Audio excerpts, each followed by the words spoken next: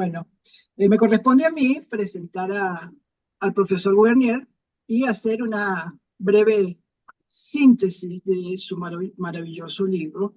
Y muy agradecida a la Comisión de Desarrollo Sostenible Local de la Academia Nacional de la Ingeniería y el Hábitat por invitarme a presentar el libro Diseño de Nuevos Asentamientos Informales del profesor David Guernier, a quien me une además de una amistad de más de 30 años, una larga experiencia académica, profesional y de consultoría.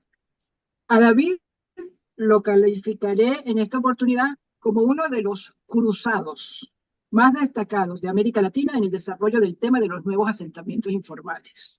Discurso que desde muy temprano en su quehacer intelectual, académico y personal ha sido motivo de gran preocupación, y siendo gerente público al inicio de los años 90, desde su posición como director general sectorial de ordenamiento urbanístico del extinto Ministerio del Desarrollo Urbano, logró introducir formalmente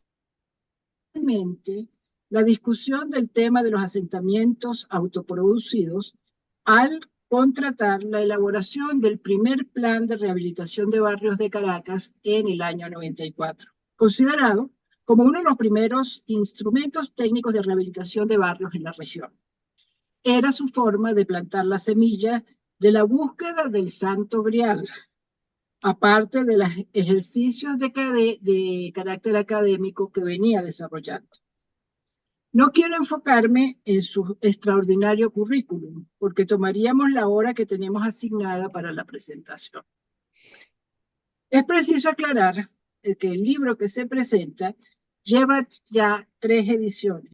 La primera en inglés en el 2015, de Editorial Rauter, la versión en español publicada por EAFIT y la Universidad La Salle en el 2016, ganadora del premio de la Bienal de Arquitectura de Venezuela en 2018 en la categoría Publicaciones y la categoría Publicaciones, y la versión en mandarín publicada a finales del 2025. Todas ellas con actualizaciones incorporadas.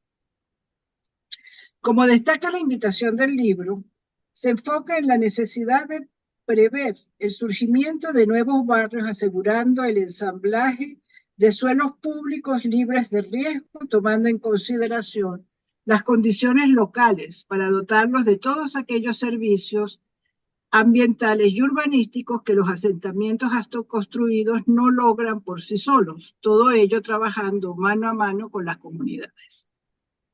¿Cuál fue el punto de partida? Nos dice el autor: 1.000 millones de personas viven hoy en asentamientos autoconstruidos en el mundo, y en 25 años esa cifra se duplicará. Yo agrego, al trasladarnos al caso de Venezuela actual, que estamos hablando, según la Arrieta 2024, aplicado a Venezuela, de un 77% de la población ocupando viviendas informales en un entorno donde el 68.5% de los hogares se encuentran en situación de pobreza y 31.7% en situación de pobreza extrema. Estos fueron los datos publicados la semana pasada por la encuesta INCOME. Otros autores, como Elisa Silva y nosotros, destacan, por ejemplo, que la mitad de Caracas vive en asentamientos autoproducidos y una cifra mucho más alta en el interior del país, con ejemplos de cifras en algunas ciudades cercanas al 80%. Somos actualmente un país completamente informalizado, donde sobre una población de 28.5 millones de habitantes, solo el 29% recibe agua potable diariamente y un 11% solo una vez por semana. Conocemos casos que el agua llega cada 21 días. Y el servicio eléctrico en los últimos meses, y exceptuando la ciudad de Caracas, está racionado con cortes eléctricos en promedio de 7 horas diarias. Estos datos también fueron presentados la semana pasada en la encuesta INCOME. La pregunta entonces a formular es, ¿qué hacer también con ellos? Porque hoy vamos a hablar de nuevos asentamientos Pero destaco todo esto porque nuestro autor también tomó este tema dentro de su larga vida como investigador. Por eso digo que este tema, aunque no corresponde a la presentación sobre los nuevos asentamientos informales, también ha sido abordado por el autor en otras publicaciones. El urbanismo informal no es un fenómeno reciente. A lo largo de la historia han desempeñado un papel importante en la formación de las ciudades. No obstante, cuando su presencia es notable, suelen magnificarse los problemas de asentamiento, de salud, seguridad y gobernabilidad, entre los más importantes. Las condiciones físicas de los asentamientos informales no son sustentables y tienen profundas implicaciones en la inequidad urbana que motiva el descontento social, una productividad minimizada y el empeoramiento de la calidad de vida no solo para sus habitantes, sino también para todos los habitantes de la ciudad. Ante este problema descrito, nuestro autor se pregunta, ¿y vamos a seguir usando métodos convencionales que no funcionan o tomaremos acciones estratégicas? Afirma además que el paradigma tradicional no sirve. Debemos entonces planificar capturando la tierra. Por ello, el corazón de la propuesta para el diseño de nuevos asentamientos informales consiste en destinar tierras y recursos para ocupación informal. Es decir, como dice el autor, capturar la tierra sabiendo que una parte será para la autoconstrucción. En ese sentido, la propuesta desarrollada en la publicación cambia las percepciones sobre el tema de la informalidad y, comillas, busca acompañar y asegurar el desarrollo sostenible de procesos de urbanización informales o autoconstruidos emergentes en los próximos años. La porción informal de la ciudad no son vecindarios indeseables al borde de lo urbano, son componentes de gran vitalidad. Sobre su lógica interna, busca el desarrollo de intervenciones con respuestas creativas de planificación y diseño.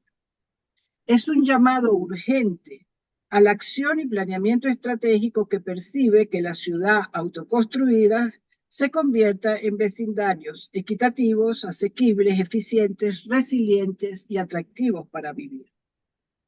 Para demostrarlo, nuestro autor recurre a lo largo de la publicación a casos de estudio desarrollados en ciudades como Bogotá, el barrio Santo Domingo en Medellín, Harare en Zimbabue, San José de Aguadulce en Valencia y Choroní en Venezuela, además de Valparaíso en Chile y Quito en Ecuador. Se le olvidó lamentablemente al autor Tucupita. Por otra parte, al revisar la publicación encontremos que el aporte y núcleo principal del libro está en la definición de los soportes informales, entendidos por el autor, cito, como un enfoque de diseño y gestión de fácil aplicación que dota a residentes de nuevas ocupaciones informales de condiciones que no pueden obtener por sus propios medios y donde la gente hace su vivienda. Como siempre ha dicho, la vivienda se hace sola. Los equipos interdisciplinarios, junto con la comunidad, lo hacen posible. Los soportes informales, como lo explica el autor, trata de un enfoque multifuncional que aprovecha las condiciones del entorno mediante la fusión de la planificación, el diseño y las técnicas de gestión, con la dinámica propia de la informalidad que promueve el desarrollo sostenible y proporcione condiciones que sus habitantes no puedan alcanzar por su cuenta. Destaca las nuevas ocupaciones en nuevas tierras, con entornos públicos más flexibles y menos onerosos, y para ello se requiere creatividad en el diseño, voluntad política, eficiencia en la gerencia y apoyo de la comunidad. El tema de la asistencia temprana es muy importante y se invita a transformar barrios en espacios de oportunidad. Implica compromiso público, privados y comunitarios. Requiere esfuerzos colectivos comprometidos y es una opción clara para construir ciudades sostenibles, humanas y equitativas.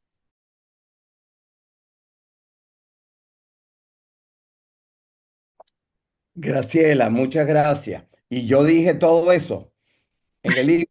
Ya no tengo que dar la conferencia. Bueno, es un placer, es un gran honor. Agradezco a la comisión, a la academia. Bueno, eso fue Lo que sea, puedes devolvérmelo a leer. No, no, no, no, no, no, no. Yo creo que no tengo que decir nada, sino solamente mostrar las imágenes. Yo quiero agradecer, por supuesto, a la Academia Nacional de Ingeniería Hábitat, a nuestra Comisión de Desarrollo Sostenible, tantos miembros que nos han acompañado, a Oscar particularmente, que me acompañó tanto en la producción del primer libro, a Carla, que propuso que el libro se presentara para la Bienal, bueno, y tantos amigos que han hecho esto posible. Gabriela Díez, que lo utilizó en sus cursos en la Universidad Simón Bolívar. Bueno, y solamente para romper la formalidad, cuando Oscar estaba presentándome y Graciela luego, me acordé de hace muchos años, allá por el año 80, cuando el periódico Impulso de Barquisimeto sacó en su primera plana que estos jóvenes, jóvenes promesas se graduaban en el norte, en Harvard, en MIT. Bueno, yo no sé si somos promesas, pero jóvenes no somos. Pero aquí va la presentación y espero que les guste. Bueno, lo he organizado de algunos bloques. El primero son algunas generalidades de qué nos caracteriza la región latinoamericana. Son datos de todos conocidos. Primero, la gran biodiversidad, pero de alguna forma esta biodiversidad comprometida por el desarrollo urbano acelerado, pero también por la minería, por la agricultura y a veces grandes obras de infraestructura que se hacen sin ningún estudio ambiental previo. Sigue siendo el continente, América Latina, con las mayores desigualdades sociales en el mundo, de migraciones, de rápido crecimiento poblacional. Y como decía Graciela, pues un altísimo porcentaje de la población en todos los países latinoamericanos vive en la ciudad autoconstruida, frecuentemente en minusvalía en relación a la ciudad formal y parte de estos asentamientos en zonas de alto riesgo. Bueno, la América es un continente relativamente joven geológicamente y entonces nuestras ciudades están afectadas por fuerzas de la naturaleza, por terremotos, por aludes torrenciales y todos estos fenómenos de la naturaleza pues se agravan por el cambio climático. En un resumen, ciudades espacial y socialmente divididas, como decía Graciela, instrumentos de planificación a veces caducos, debilidades institucionales, académicas. Y siempre digo esto, que América Latina algo, somos muy cool, pero siempre decimos, bueno, si yo estoy bien, ¿qué me importa cómo estén los demás? Y hay un desprecio muy grande por la cosa pública. Y no hablemos de la debilidad gerencial, de la descontinuidad de la gestión pública y los altos índices de corrupción. Sin embargo, nuestras comunidades tienen gran resiliencia, y así van emergiendo formas de generar riqueza, de comunicarse, de acceder al agua de forma muy precaria, pero indican una gran capacidad de respuesta de las comunidades. Sin embargo, y esto me acuerdo, Graciela, estuvimos en un curso con Oscar y con Graciela allá en el MIT y nos decían los profesores que en momentos de conflicto, de gran crisis, de desequilibrio, cuando ocurren embates en la naturaleza, en momentos de cambio político, son los momentos ideales para poder introducir nuevos paradigmas y llevar adelante a la práctica esas nuevas visiones. Esta segunda parte tiene que ver con algunos aspectos del urbanismo informal que todos conocen, pero de alguna forma fueron el punto de partida para el libro y lo que se propone. Esto tiene que ver con lo cultural, los sesgos culturales. Una parte de la sociedad que vive en la ciudad formal ve o percibe a la informal como mala, como peligrosa, como desorganizada, como sucia y como ilegal y frecuentemente ni la conoce, ni la ha visitado. Y esto ocurre no solo en Venezuela, sino por toda América Latina. Y menos aún trata de entender por qué surge la ciudad informal, básicamente porque el grueso de la población no tiene la posibilidad, los recursos de entrar en los mecanismos inmobiliarios formales, ni aún en los programas de vivienda altamente subsidiados. Por lo general, la demanda de vivienda pues siempre se queda corta en relación a la oferta. Esta imagen, obviamente, de nuestros barrios con los grandes superbloques de los años 50, lo podemos ver por toda América Latina, en donde la vivienda formal de distintos tipos, pareada, de multiuso, de alguna forma siempre ocupa un porcentaje menor en relación a las áreas autoconstruidas. Pero algo muy importante, Aquí tienen una foto muy bonita de la Pastora, de los barrios de los Mecedores, de un barrio consolidado, en donde obviamente frecuentemente la vivienda social no tiene las ventajas de la vivienda autoconstruida, que es flexible, que se agranda, que se puede alquilar, que puede tener comercio. Es decir, la vivienda informal consolidada tiene unos estándares mucho mejores que cualquier vivienda pública y encima se transforma en una máquina de vivir que genera ingresos. Todo esto es muy importante para la población de menos recursos. Por otra parte, y Graciela también lo decía, que la planificación urbana convencional, yo diría que sin querer queriendo, expulsa a los barrios de las áreas que la propia planificación considera apropiadas para ser urbanizadas. Por ejemplo, esto es un plano, una visión para la ciudad Fajardo, en donde lo que ven en colores es una propuesta de diseño con todos los conceptos urbanísticos, de espacios públicos, de movilidad, de corredores ambientales, en donde las propuestas llegaban a definir la tipología de cuadra, la tipología de edificio, cómo se tratan las aceras, es decir, todo un paquete de diseño urbano sumamente elaborado. Pero un pequeño detalle, al sancionar el plan, este y cualquier otro, la tierra rural cobra valor urbano con esa plusvalía y dispara el mercado inmobiliario. Y en todos los países en vías de desarrollo, pues han tenido un pasado colonial. Luego la tierra está en muy pocas manos y muy pocos países han logrado aplicar o implementar una política sostenida de captura de suelos públicos. Y lo que ven aquí es que mientras esta visión de la ciudad organizada aparece en el plan, las comunidades de menos recursos no tienen ninguna otra opción que ocupar informalmente aquella tierra, y miren las poligonales blancas aquí en la periferia, en las áreas donde el plan dice que no deben urbanizar, porque son las zonas de altísimas pendientes, de suelos inestables, de alto riesgo de inundación y a veces áreas ambientalmente sensibles, parques nacionales y zonas protectoras. Es decir, sin querer, pues obviamente el mecanismo de planificación formal está trabajando en contra de la ciudad informal. Por otra parte, está claro que las comunidades saben construir sus viviendas con una velocidad, una magnitud que ningún organismo público puede hacer, adaptándolas gradualmente a sus necesidades. Repito nuevamente, mi slogan, la vivienda no es el problema, yo diría más bien la falta de un soporte paisajístico, ambiental o urbano, y de eso se trata la presentación. Como fue mencionado también, Venezuela fue pionera en los programas de mejoramiento y habilitación de barrios. Ahí tienen en el medio una de las imágenes de tantos, eran 15 tomos que se produjeron en el plan de barrios del área metropolitana de Caracas. Cuando nosotros estudiábamos en la Universidad Simón Bolívar, los profesores decían, no se ocupen de los barrios, porque todos los barrios están en zonas de alto riesgo. Cualquier cosa que hagan para el mejoramiento de barrios van a perder su esfuerzo. Este plan hizo unos estudios previos para determinar cuáles eran aquellos barrios que estaban en zonas de alto riesgo y cuáles estaban en zonas estables geológicamente, libres de inundación, pero incompletos desde el punto de vista de dotación urbanística. Y eso era fundamental para comenzar a trabajar ya en las propuestas de cada barrio para cuantificar. Por ejemplo, en el plan de barrios de Caracas se demostró que aproximadamente un 7-8% de los barrios estaba en zonas de altísimo riesgo y no la totalidad, pero la gran mayoría estaba desde el punto de vista urbanístico incompleta. Eh, pues mire, estos programas de mejoramiento de barrios que de alguna forma arrancaron con mucho ímpetu al inicio de la presidencia de Hugo Chávez, pues mire, se fueron al garete un tiempo después, se abandonaron los programas, se insistieron en programas de vivienda social dentro de fuertes militares en la periferia de las ciudades y qué sé yo. Pero bueno, estas grandes ideas que comenzamos a disparar e implementar en Venezuela, que se dieron cortas, pues otros países lo llevaron adelante con mucho éxito y obviamente quizás el ejemplo más conocido es el de los mejoramientos de asentamientos informales en Medellín.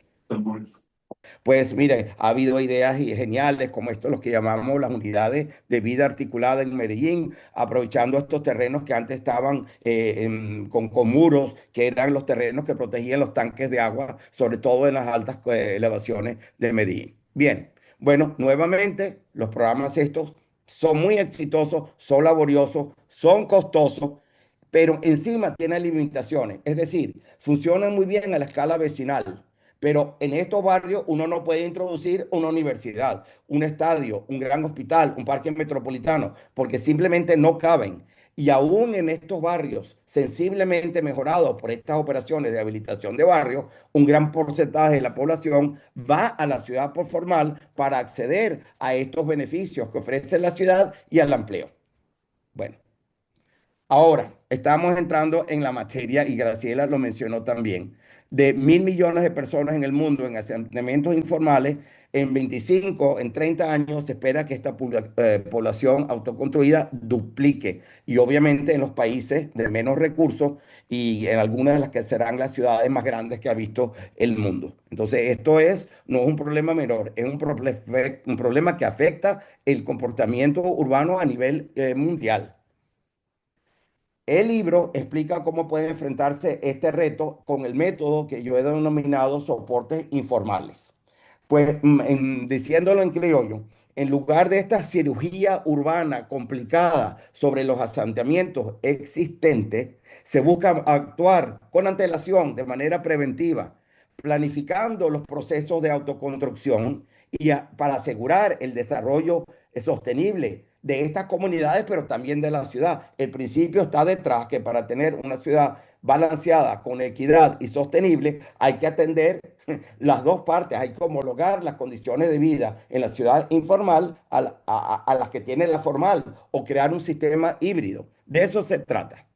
Y eso es lo que trata de explicarse en las tres publicaciones de que hemos mencionado, con la libro de la cual estamos hablando, está en el medio en la edición en español, que salió en Colombia, con los fondos editoriales de la Universidad de AFIT de Medellín y la Universidad de La Salle de Bogotá. Pues, ¿qué hace esto? También Graciela mencionó, sugiere una mezcla de acciones, de criterios, de planificación, diseño y gestión. Por un lado, protege y rehabilita los sistemas ambientales. No hay desarrollo sustentable sin tomar en consideración los sistemas naturales, los sistemas ambientales, particularmente en tiempos de cambio climático. Favorece la inclusión social, se centra en el espacio público, que es donde ocurren las actividades, las conexiones, la vida democrática, la economía, no en la vivienda, sino en lo público. Favorece la conectividad. Uno de los problemas de los barrios existentes es la difícil accesibilidad y conectividad, favoreciendo el transporte público. También tiene que ver con aspectos económicos de productividad. Esta noción que ocurrió, o que ahora se está vendiendo en el mundo después de la pandemia del COVID, de que en 15 o 20 minutos a pie dentro de cada distrito uno consiga las oportunidades esenciales de empleo, de recreación, de servicio, y solo se desplaza para aquellos aspectos de orden metropolitano. Otro aspecto muy importante es que la ciudad informal va permanentemente transformándose, va densificándose, van aumentando las expectativas de las comunidades, sube el ingreso, al menos que haya descalabros políticos y económicos como los que todos conocemos. Es decir, uno de los factores, aspectos que caracterizan a la ciudad autoconstruida es que siempre se está transformando. Entonces, lo que se propone es que estos sistemas de apoyo ambiental y urbanístico también se van adaptando, se van transformando. Lo explicaré con ejemplos. Y hay algo sumamente importante, es que no estamos hablando simplemente de vecindario. Cuando tenemos 5 millones de habitantes viviendo en el sur de Lima, o 8 millones de habitantes viviendo en Lagos, en Nigeria, o en nuestras ciudades, donde el 60-70% será la ciudad informal, no solo estamos hablando de la escala vecinal, estamos hablando de una escala urbana y también territorial. Entonces, en la propuesta van a ver que es multiescalar. Eh, y lo que hace es que, como toda visión urbanística, desde los romanos, la ciudad corbusiana, la ciudad colonial americana, ideas de cómo uno puede imaginarse una ciudad mejor, una utopía urbana, se asocia con sistemas, componentes de diseño muy sencillos. No, en la ciudad colonial, la plaza fundacional, la cuadrícula, la ubicación de ciertos servicios alrededor de la plaza, la ubicación de la ciudad en relación a los cursos de agua. Es decir, la visión utópica, la teoría se asocia con un sistema de organización físico-espacial muy sencillo. Y yo planteo un sistema de componentes de diseño que no solo son sencillos, pero que pueden adaptarse a distintas condiciones de los emplazamientos. Ese sistema lo clasifiqué en estas componentes que se grafican de esta manera. Unos que llamo los corredores, que son de alguna forma el sistema de sustentación de la ciudad. Es el esqueleto, el sistema de venas, de arterias, de músculos, por donde fluyen personas, bienes, servicios, agua. Ese es el esqueleto de soporte de la ciudad. Lo llamo corredores. Y como ven, los dibujo de manera orgánica, porque muchos de los barrios se van adaptando a la topografía, no son cuadrículas implantadas. Y luego vienen otras componentes, que es donde ocurre el relleno urbano. Aquí vienen los distintos usos, los residenciales, los usos mixtos, comerciales, industria, manufactura, y parecen unos riñones, unos órganos, unos estómagos, o para ser más artísticos, unas nubes de Calder. Unas tienen punticos y otras no. Los punticos dicen hay que poder dotar para que se dé la autoconstrucción de manera sostenible de tierra con estatus legal y que tierra libre de riesgos. Lo explicaré en más detalle. Y luego los otros usos, los que tienen rayitas y los que no lo tienen, son esos usos urbanos que toda ciudad aspira a tener, las áreas comerciales, los centros de transporte, los sitios de gobierno, los sitios de industria, manufactura, escuelas técnicas, que nunca suelen aparecer por sí mismos dentro del tejido informal.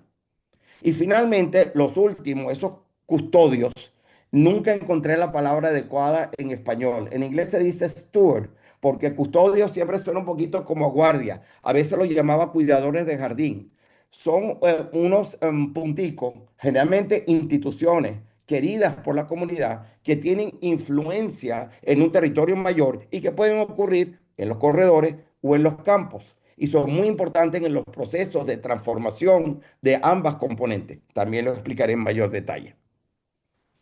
Estos corredores los divido en dos categorías. Una, correctores protectores. Aquí imagínense que aquí a la izquierda es la punta de un barrio que si no hacemos nada con el tiempo va a ocupar todo ese territorio contiguo. Lo primero que se hace es que se identifican aquellos elementos que para que sea sustentable el desarrollo tienen que mantenerse libres de ocupación urbana. Y estos son los nacimientos de los ríos, los cursos de agua, las planicies de inundación, las áreas de biodiversidad, las áreas arqueológicas, los suelos de alto valor agrícola. Ahora, si estuviésemos en Alemania, simplemente metemos eso en un mapa, sancionamos el plan y ¡Achtung! Ahí no entra nadie. Pero en América Latina, en el mundo en desarrollo, inmediatamente comienza la población a ocupar esas áreas y se pierde el recurso. Entonces, lo que se propone es que exista unos usos que son relevantes para la comunidad en las distintas etapas de desarrollo para que se cree una relación de apego y defensa de esos sitios. Aquí tienen unas imágenes muy claras, asociarlas con sitios recreativos, con áreas generadoras de comida, qué sé yo. Esas componentes libres de ocupación urbana, las protectoras, se contrastan con otras donde el truco de diseño es cómo atraemos la población a los sitios donde conviene ponerla. Y la manera de atraerla es dotando de servicios de buena accesibilidad. Entonces, supongamos que en esta línea rosa que se ve ahí es una extensión de donde llega el transporte público, una buseta en el barrio o donde están los servicios, se estira esa línea de servicio en el territorio, generalmente en una zona central al nuevo territorio, de manera que lo que hagamos ahí tenga mayor impacto, mayor accesibilidad. También tienen unas imágenes como eso ocurre. Y finalmente, aquí vienen los campos en donde los punticos son las tierras que se ha ensamblado todo el territorio como suelo público, pero aquellos de punticos son aquellos que se han designado para la autoconstrucción. Y aquellos que no tienen, y los llamo campos receptores. Y aquellos que son los rojos son aquellas áreas que van a tener los usos que no se dan espontáneamente en el desarrollo informal. Ahora, me voy un poquito atrás o explico en esta imagen. Vamos a suponer que en esta línea roja es donde va a darse la mayor movilidad, el acceso a las áreas más comerciales, a los servicios, a las escuelas, a las zonas culturales, y que en esa línea, de acuerdo a cada ciudad, ahí va a haber un sistema articulado de autobuses, un tren ligero, un metro, lo que sea. Pero nuevamente, ese es el sitio ubicado adecuado para un sistema de transporte. Pero no podemos construir ese sistema de transporte hasta que no haya una masa crítica. El problema es que muchas veces, a medida que va creciendo el barrio, pues se invade ese sitio y nunca se tiene el corredor para el sistema de transporte como debe ser. El libro lo que dice es qué podemos hacer mientras tanto para no perder esa espacialidad. Entonces, ¿qué pasa si esa línea rosa de 2 kilómetros, 3 kilómetros, se le pone una reja y durante los primeros 5 o 10 años es administrado por una escuela granja, donde se da agua potable y donde se da comida? Y cuando ya existe la masa crítica, pues se saca la cerca y tenemos la espacialidad. Lo que estoy diciendo con esto es que una suerte de planificación y diseño que muta, que se transforma. Voy a dar otra idea. Vamos a suponer que este parchecito rojo hacia la izquierda es un parche donde tenemos un centro de reciclaje de materiales. ¿Por qué la mayoría de los barrios se ubica cerca de los botaderos de basura? Porque en esos primeros momentos de migración del campo a la ciudad, obviamente la población no tiene recursos para ir al EPA a comprar materiales. Entonces se sacan los materiales de los botaderos, madera, plástico, hierro, qué sé yo, escombros. Pero esos botaderos están mezclados con desechos médicos. ¿Qué pasa si existe un centro de pre-reciclaje donde con asistencia técnica comienza a darse materiales para esta autoconstrucción más cercana al asentamiento, al barrio existente? Después de 5, 10 años, la población se arraiga, comienza a tener mayores ingresos, no puede ir a comprar materiales formales y ese centro de reciclaje se pasa a otra frontera urbana donde se inicia el proceso con una comunidad más reciente, pero se libera el terreno para que en ese terreno, entre los planificadores y la comunidad, se decida qué hacer con él. Nuevamente, si no tenemos usos transitorios, nunca podrán darse esos usos de movilidad o usos suplementarios que toda comunidad requiere. Bueno, y finalmente, la idea de los custodios o cuidadores de jardín, de jardineros, vamos a suponer que esta línea que ven aquí, la rosa abajo, es el límite entre la zona adecuada de ser urbanizada y una área de alto valor agrícola. Es decir, la ciudad no debe crecer hacia abajo. Pero nuevamente, en Alemania dicen no pasen de ahí.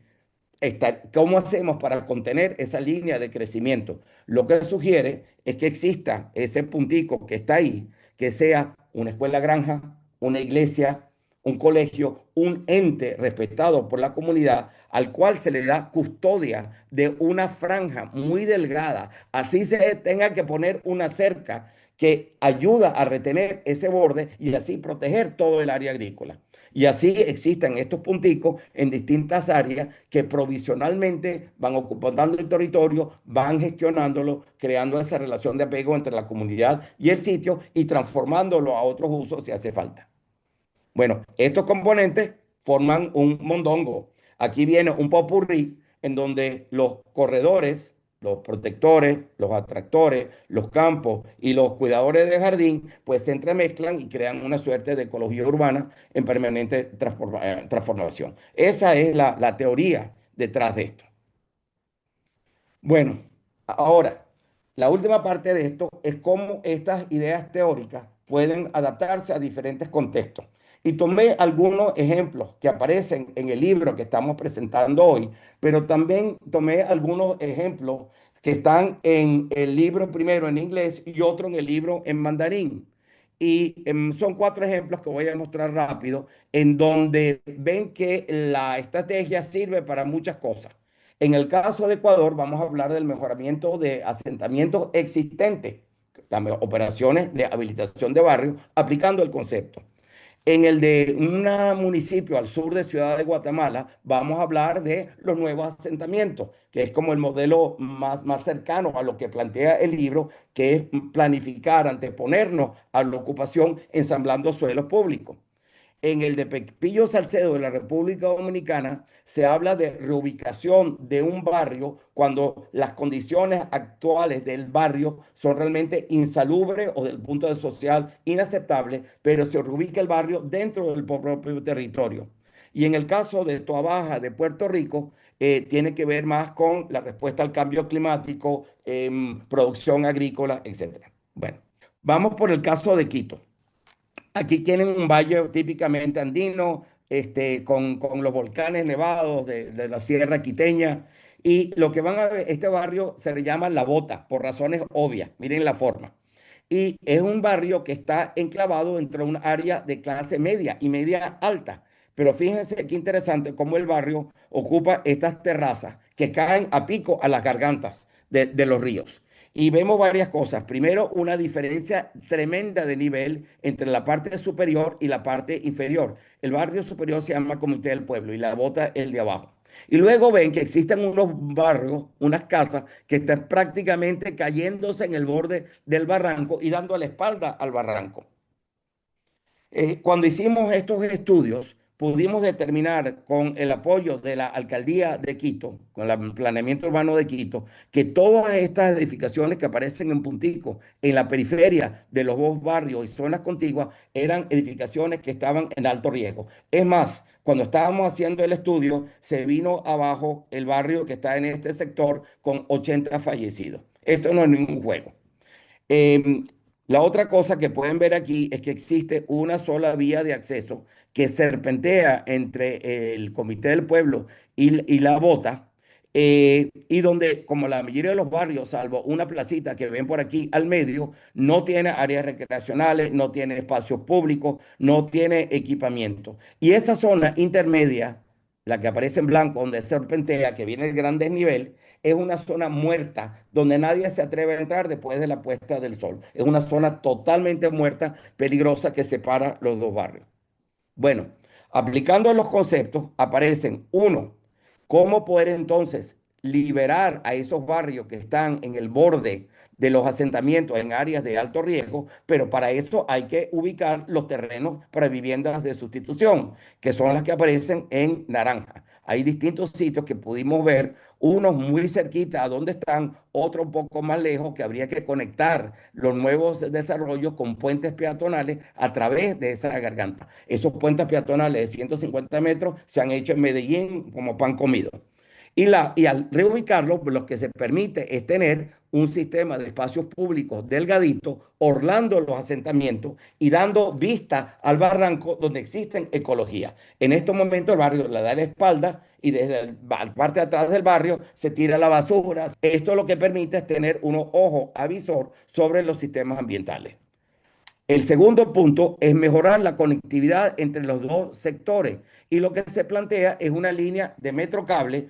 El año pasado se acaba de inaugurar la primera línea de metro de Quito y no se han introducido los metrocables como en Caracas, como en Bogotá, con una ciudad que está, la topografía lo requiere. Entonces, aquí hay una propuesta de aprovechar el alineamiento y poner la estación de metro cable, una de ellas, justamente en ese terreno intermedio, ahorita muerto, donde vendrían los equipamientos que no tienen los barrios y que servirían en esa ubicación central a los dos barrios. Y finalmente, pues, todo el sistema de espacios públicos y otros equipamientos, como ven a la derecha. Bueno, eso es los diagramas. Aquí comienzan a ver ya cómo esto comienza a tomar forma ya en diseño, comienza a tener escala, los espacios públicos en el borde superior de las mesetas, las viviendas de edificación. No voy a entrar en muchos detalles porque creo que se explican por sí solos. Miren qué complicada es la topografía. Y en la zona intermedia es donde se plantean huertos vecinales, áreas recreativas, mercado, iglesia, alrededor de lo que va a ser la estación del Metrocable. Esto es por supuesto, en estas zonas de alta pendiente, en este país en particular, igual que en nuestra zona de apartaderos en los Andes, hay una tradición milenaria de agricultura en terrazas y mucha de la población vienen de esas comunidades indígenas andinas que están acostumbrados a la práctica en terrazas, que es muy fácil hacer esto con la comunidad. Ahí vienen, ven el mercado y aquí viene la línea de metro y aquí estaría la línea negra, es la de metro cable, uniendo dos líneas de metro y eventualmente pues se ubica la estación de metro en una plataforma previendo que es lo que viene en unos años después de que comiencen a hacerse las otras operaciones. Y el tipo de viviendas de sustitución, aquí se está aplicando unas técnicas interesantes. El premio Pritzker a Aravena de Chile planteaba la media casa, que es una casa que se construye la mitad de la estructura y el usuario puede completar la otra. Es decir, con la mitad de los recursos se está haciendo el doble de unidades de vivienda que permiten parte de autoconstrucción. Aquí se está planteando, pero que sea media casa sobre media casa sobre media casa en unos edificios de densidad media. Vamos a este bien interesante que es en Villanueva, en Ciudad de Guatemala. Y estos municipios muy al sur es de los más rápidos crecimientos de toda América Latina. Y esto está creciendo donde eran las tierras más fértiles del valle de Ciudad de Guatemala. Como saben, es una zona rodeada de volcanes. Generalmente las áreas volcánicas obviamente tienen un material que permite un desarrollo de agricultura muy intenso. Lo cierto es que esta zona se está urbanizando rápidamente y lo que está ocurriendo es lo siguiente. Por un lado, miren abajo los barrios informales que ya van en 4 pisos y van creciendo, ocupando lo que eran trazados agrícolas. Muchas veces la agricultura se desarrolla con unos patrones racionales en cuadrículas. Y luego entonces existe un enorme vacío urbano que ven en la imagen, en la foto aérea, y aquí con la poligonal roja, que es una inmensa escuela granja nacional subutilizada, con tierra subutilizada. Y del otro lado aparecen unos desarrollos, lo ven ahí, estas viviendas pareadas, que son clase media, media alta, como comunidades cerradas con una garita y con un muro alrededor, y estas comunidades ni se tocan y están separadas, por supuesto, por la escuela granja. Por cierto, creo, analizando un poco la historia y el conocimiento de la ciudad, la ley de expropiación por utilidad pública en Guatemala es la peor que conozco en el mundo porque no la aprueba un ministerio, el municipio, no, tiene que pasar por el Congreso para desafectar tierras para poder hacer una escuela, un parque y una vía. Luego, esta era una oportunidad ideal en esta ciudad para empezar a utilizar esos suelos de la escuela granja subutilizadas para la operación que les muestro. Una, incrementar la producción agrícola. Esto está 10 veces por debajo de la producción por hectárea en Holanda. Poder filtrar los fertilizantes antes que lleguen al arroyo que terminan en el lago, actualmente en el lago cercano. Eso es la imagen a la izquierda. En la derecha, estas bandas que van de al lado son espacios públicos que conectan los asentamientos informales de menores recursos con los de clase media a través de unos trucos de diseño. En cada país hay cosas que atraen a la gente, sea el deporte, sea la iglesia, sea la educación, sean los mercados. Y finalmente, lo que ven en la imagen de la derecha, pues obviamente a la izquierda vienen unos campos para ampliar las áreas de autoconstrucción, colindando con este nuevo parque agrícola, y del lado derecho una forma de que no haya muros cerrados, sino que hay una respuesta amigable de las zonas de clase media a este parque que los une a los dos. Nuevamente, de los esquemas se pasa a una visión de diseño. Aquí se ve con mucho más detalle la escala y de lo que estamos hablando. Y luego podemos ir a todos los detalles del mundo. Se trabajan estas bandas intermedias que tienen sitios peatonales, que tienen manejos de agua. Algunas de las bandas son totalmente peatonales, otras tienen conexiones viales. El parque se trabaja como un parque agrícola, un agroparque, aprovechando la fertilidad de los suelos. Y luego esto es ese campo receptor en donde existe una cuadrícula bastante regular. Hay una distancia como de 150 metros entre una calle de dos canales y otra. Y lo que ven en gris es una subdivisión de la cuadrícula con un sistema peatonal. Y luego aparece la asignación de parcelas para la autoconstrucción, donde se crean como pequeños condominios, donde uno puede dedicarlo o a agricultura urbana o a usos comunitarios. al ser comunitario se evita la ocupación ilegal, el crecimiento sobre ese sitio interior y luego existen unas granjas comunitarias en el espacio público. Ahora, ¿por qué tiene lógica en el caso de Guatemala hacer esto? Uno, porque la comunidad viene del medio rural y son agricultores. Y si no se les da la tierra agrícola, en 5 o 10 años se acabó la práctica agrícola porque existen unos suelos de alta calidad y tercero, porque existe el custodio que es la escuela granja que puede ayudar. Bueno, podemos ir Eh, en detalle, el tipo de agricultura, el tipo de plantas, qué sé yo. Para acelerar la cosa, República Dominicana, en este caso en particular, era una vieja fábrica de bananas, de las más grandes del Caribe, que fue expropiada por el dictador Trujillo y quebró. Y estos galpones donde vivían los obreros se transformaron en casas residenciales de 16 metros cuadrados donde viven familias enteras. Cuando hicimos el plan, la alcaldía, la gobernación decían lo más importante es poder reubicar a esta gente. El gobierno dominicano está desarrollando un gran puerto de contenedores y una planta generadora agrícola. Se hacen los talleres comunitarios y salieron dos cosas importantes. A la derecha, como todos esos antiguos galpones que no tienen acceso a la comunidad hace 20 años, pero donde todos sus familiares, sus abuelos habían trabajado, el puerto lo quería tomar y destruir. Y arriba se ve toda la destrucción de los manglares muriéndose por la construcción de esta bananera hace 60, 70 años. Pues se desarrollan las propuestas con la comunidad nuevamente de unos esquemas se pasa a la propuesta. Ahí ven en el medio esa franja que era la vivienda y cuando nos dimos cuenta que para reubicar a esa población en viviendas dignas no cabían en la franja donde están. Luego, parte están en la franja y parte ocupan parte de los terrenos de la antigua fábrica, que no son terrenos contaminados porque lo que hacía era almacenarse bananas para la exportación. Otra vez, como en el caso anterior, son viviendas que permiten crecer, que permiten incorporar usos comerciales. Ahí vamos. Y finalmente, vamos a Puerto Rico. Puerto Rico vive del turismo, pero un caso muy importante, 80% de los alimentos son importados, altísimos índices de obesidad y por supuesto a Puerto Rico tiene el embate de los huracanes que cada vez se hacen más fuertes y más frecuentes. Este municipio que se llama Toa Baja tiene unas playas muy bellas, tiene unos recursos ambientales, tiene algunas cosas históricas de gran valor, pero esto es lo que ocurre cada año en una lluvia normal y no hablemos cuando viene un huracán. Aquí ven que esto es una suerte como de urbano rural, en donde existen parches urbanos separados. ¿Por qué están estos parches separados? Porque están en las áreas un poco mayores de elevación. Pero aquí ven la realidad.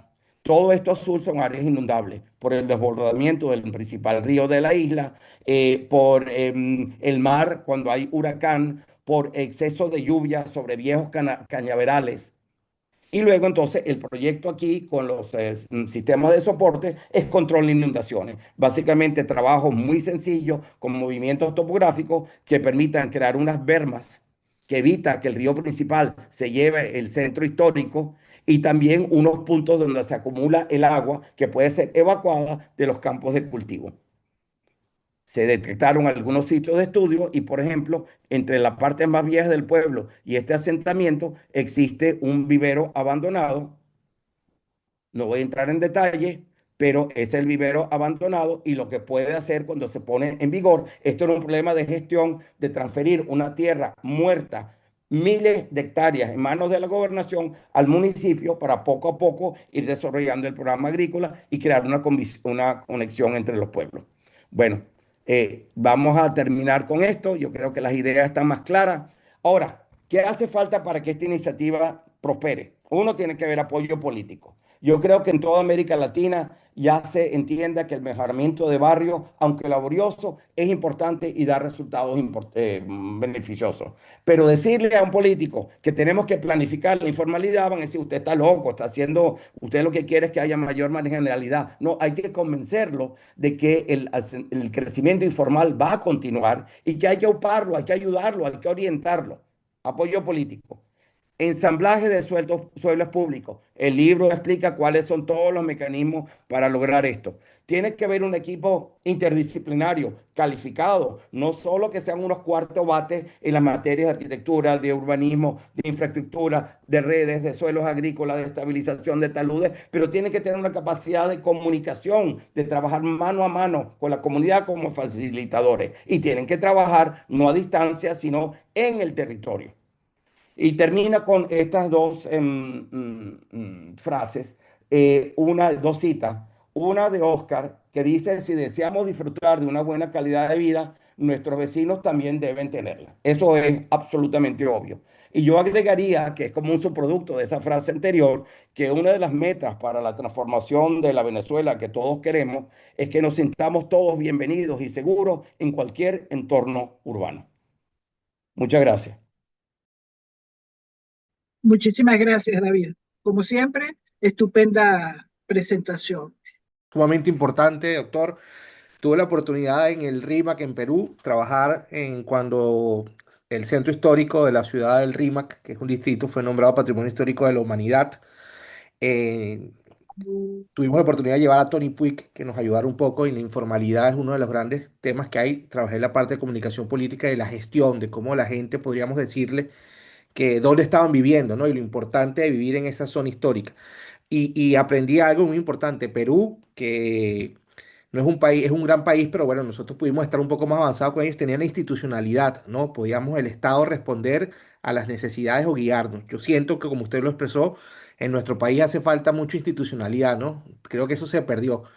¿Cree usted que en 10, 15 o 20 años se puede empezar a trabajar algo en cuanto a institucionalidad y que podamos dar avances y saber la precariedad de las zonas de, como usted lo explicó, en Venezuela? Esa es mi pregunta.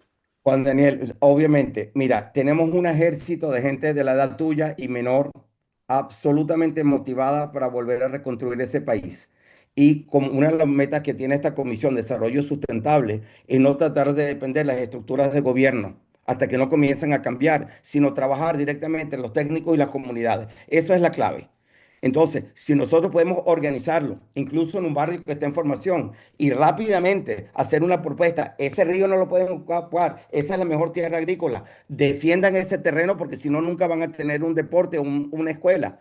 Trabajando con la comunidad, estableciendo esa relación, esa es la mejor forma de hacerlo. Así tarde tiempo en la institucionalidad de materializarse.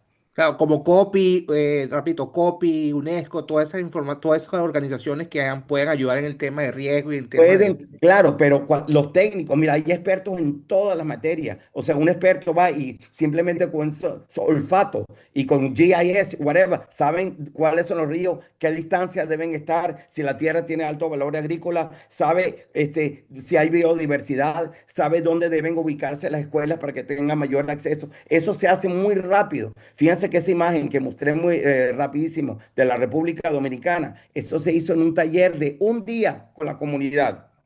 Lo bueno, lo malo y lo posible. Y gracias a ese esquema es que se desarrolló la propuesta en un día con la comunidad. La idea es abrir estos caminos.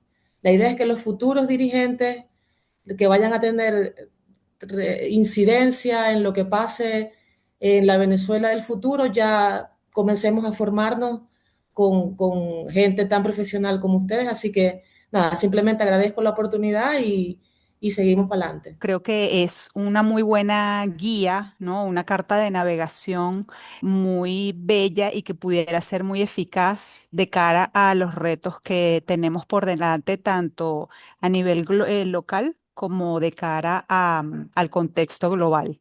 Creo que hay un camino larguísimo por recorrer y aquí tenemos, digamos, nuevos elementos para repensar el tema de los asentamientos informales. Gracias, David. Gracias a todos.